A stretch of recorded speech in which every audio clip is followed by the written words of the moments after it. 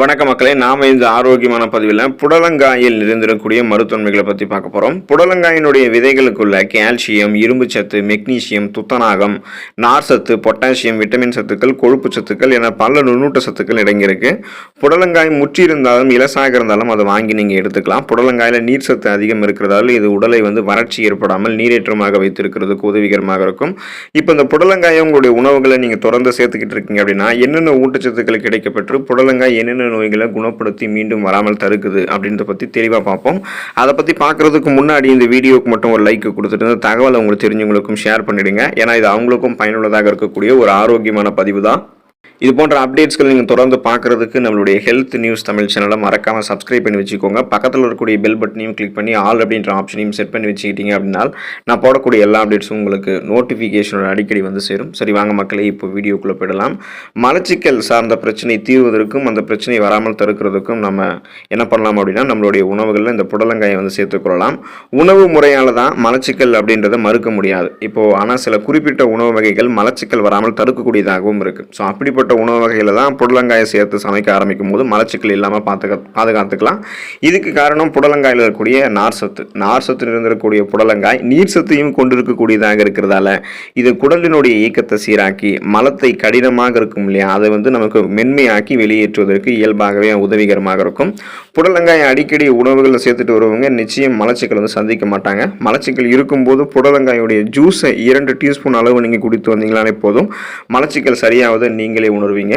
அப்போ செரிமானம் சார்ந்த பிரச்சனைகளான இந்த அஜீரணம், வயிற்றுப்பொருமல், வாயு பிரச்சனை, வயிற்று வலி, வயிற்றுப்போக்கு, சீரற்ற குடல் இயக்கம், கடுமையான மலச்சிக்கல் இது எல்லாமே கியூர் ஆகிறதுக்கு புடலங்காயை சமைத்து உங்களுடைய உணவுகளை சேர்த்துக்கலாம். இல்லைனா புடலங்காயினுடைய ஜூஸை 2 டீஸ்பூன் நீங்கள் குடித்தா போதும், அந்த மலச்சிக்கல் பிரச்சனை தீர்வடையும். மறுபடியும் உங்களுக்கு மலச்சிக்கல் பிரச்சனை வராது. உங்களுடைய உடல் எடையை எந்த விதமான சைடு எஃபெக்டும் இல்லாமல் ஆரோக்கியமான முறையில் குறைக்கிறதுக்கு புடலங்காய் எடுத்துக்கொள்ளலாம். உங்களுடைய உடல் எடையை பார்த்தோம் அப்படின்னா குறைக்கிறதுக்கு புடலங்காய் எடுத்துக்கலாம். ஸோ இப்போது எடை குறையும் போது அதிக கலோரிகள் இருந்திருக்கக்கூடிய உணவு தவிர்க்க வேண்டும் அப்படின்னு சொல்லுவாங்க. அதே போலவே எடுத்துக்கொள்ளக்கூடிய உணவு உடலில் இருக்கக்கூடிய கொழுப்பையும் கரைச்சிச்சு அப்படின்னா அது எடை இழப்புக்கு வேகமாக இருக்கும். அந்த செயலை சிறப்பாக புடலங்காய் செய்யும். எடை இழப்பில் உடலுக்கு தேவையான விட்டமின்களையும் நிறைவாக தருவதோடு குறைந்த கலோரி கொண்டிருக்கிறதால எடை இழப்பு உங்களுக்கு சாத்தியமாகும். நீங்கள் உடல் எடையை குறைக்கிறதுக்கு விரும்புனீங்க அப்படின்னா வாரத்தில் 3 நாட்கள் புடலங்காயை பச்சடி மாதிரி அல்லது புடலங்காய் கூட்டு மாதிரி செஞ்சு சாப்பிட்டீங்கன்னா எடை இழப்பு உங்களுக்கு வேகமாக இருக்கும். நீங்கள் எடை இழப்புக்கு நிறைய ஒர்க் அவுட்ஸ் பண்ணிட்டு இருப்பீங்க. ஸோ அதையும் பண்ணலாம். ஆனால் அது கூட இந்த மாதிரி புடலங்காயை கூட்டாகவோ இந்த மாதிரி பொரியலாகவோ நீங்கள் எடுத்துக்கொள்ளும் போது அதே போல் பச்சடியாக நீங்கள் எடுத்துக்கிறீங்க அப்படின்னாலும் அல்லது சமைத்து புடலங்காயை உங்களுடைய உணவுகளை சேர்த்துக்கிறீங்க அப்படின்னாலும் உங்களுக்கு பசி கண்ட்ரோல் ஆக ஆரம்பித்து உடல் எடையை சைடு எஃபெக்டே இல்லாமல் குறைக்கிறதுக்கு புடலங்காய் உதவிகரமாக இருக்கும். இதில் இருக்கக்கூடிய நார் சத்து ஏற்கனவே உங்களுடைய உடலில் தேங்கி இருக்கக்கூடிய கொழுப்புகளை கரைத்து உங்களுக்கு ஆற்றலாக மாற்றி உங்களுடைய உடல் எடையை குறைக்கிறதுக்கு ஹெல்ப்ஃபுல்லாக இருக்கும். ரத்தத்தை சுத்திகரிக்கிறது புடலங்காய். ரத்தத்தில் இருக்கக்கூடிய நச்சுக்களை வெளியேற்றினால்தான் பாதி நோய் நமக்கு வரவே வராது. புடலங்காய் என்ன பண்ணும் அப்படின்னா ரத்தத்தை சுத்திகரிக்கும். அதனால் உங்களுக்கு ரத்தம் சார்ந்த எந்த பிரச்சனையுமே இருக்காது. குறிப்பாக இந்த அனீமியா என்று சொல்லக்கூடிய அந்த ரத்த சோகை பிரச்சனை, அதன் மூலமாக ரத்தத்தில் இன்ஃபெக்ஷன்ஸ் உங்களுக்கு எதுவுமே இருக்காது. ஸோ அதனால் நீங்கள் ரத்தத்தை சுத்திகரித்து வச்சுட்ருக்கீங்க, ரத்தத்தை நீங்கள் சுத்தமாக வச்சுட்ருக்கீங்க அப்படின்னா அதுக்கு உங்களுக்கு எந்த விதமான பிரச்சனையும் வராது. அதுக்கு புடலங்காய் உதவிகரமாக இருக்கும். இப்போ புடலங்காய் கூடுதலாக செரிமானத்திற்கும் குடல் இயக்கங்களுக்கும் மட்டும் கிடையாது, குடலில் இருக்கக்கூடிய புண்களை கியூர் பண்ணுறதுக்கும் உதவிகரமாக இருக்கும். புடலங்காயில் இருக்கக்கூடிய அதிகப்படியான நீர் சத்து, உடலில் இருக்கக்கூடிய அதிக உப்பு, ரத்தத்தில் இருக்கக்கூடிய நச்சு போன்றவற்றை சிறுநீர் வழியாக வெளியேற்றுவதற்கும் உதவிகரமாக இருக்கும். ஸோ ரத்தம் சுத்திகரிக்கப்படுவதற்கும் ரத்தம் சார்ந்த பிரச்சனைகள் எதுவும் இல்லாமல் நலமோடு இருக்கிறதுக்கு புடலங்காய் எடுத்துக்கொள்ளலாம். சிறுநீரகத்தை சுத்திகரித்துக் கொள்வதற்கு நீங்கள் புடலங்காய் எடுத்துக்கொள்ளலாம். பொதுவாக நீர் சத்து மிகுந்திருக்கக்கூடிய காய்கறிகள் சிறுநீரகத்தை பார்த்தோம் அப்படின்னா வெளியேற்றுவதற்கு உதவிகரமாக இருக்கும். புடலங்காய் உடலில் இருக்கக்கூடிய நச்சுத்தன்மையை சிறுநீரக மூலமாக நமக்கு வெளியேற்றிடும். ஸோ சிறுநீரகம் பண்ணக்கூடிய அந்த கழிவு நீக்க மண்டல வேலையோட சேர்த்து நச்சுக்களை நமக்கு வெளியேற்றிடும். உடலில் இருக்கக்கூடிய நச்சுக்கள் சிறுநீரகம் வழியாக கழிவோடு வெளியேற வேண்டும். கழிவுகள் தேங்கும் போது அதிகப்படியான ஆசிட் நமக்கு படிகிறதால அந்த ஆக்சலேட்டுகள் படியும் போது சிறுநீரகத்தில் கற்களாக மாறிடும். அப்போ நமக்கு பிரச்சனைகள் ஏற்படும் இல்லையா. அதனால புடலங்காய் நீங்கள் எடுத்துக்கிட்டீங்க அப்படின்னா சிறுநீரகத்தில் இருக்கக்கூடிய திரவங்கள் சுரக்கப்படுவதை அதிகரிக்க செய்யறதோடு அது உடனடியாக உள்ள இருக்கக்கூடிய கழிவுகளையும் வெளியேற்றிடும்.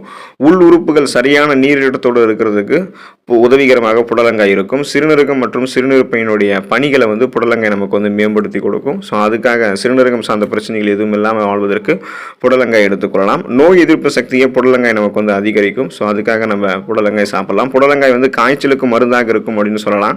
நீர் சத்து மிகுந்திருக்கக்கூடிய காய் வந்து புடலங்காய் அப்படின்றதால காய்ச்சலுக்கான குளுமையை அதிகரிச்சிடும் அப்படின்னு ஒரு சில பேர் நினைக்கலாம். ஆனால் புடலங்காய் வந்து விட்டமின் சத்துக்களை மொத்தமாக கொண்டிருக்கு.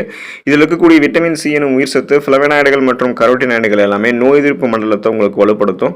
உடல் ஆரோக்கிய குறைபாடுகள் இருக்கும்போது உங்களுக்கு உறுப்புகளினுடைய செயல்பாடுகளும் மந்தமாக இருக்கும். அப்போது புடலங்காய் நீங்கள் சேர்த்துக்கிட்டீங்கன்னா விட்டமின் சி எனும் உயிர் சத்து கிடைக்க ஆரம்பித்து உடலில் இருக்கக்கூடிய ரத்த அணுக்களில் ஊடுருவி மற்ற உறுப்புகளுக்குமே பரவும். அப்போது மந்தமாக இருக்கக்கூடிய உறுப்புகள்லாம் மீண்டும் வலுப்பெறும்.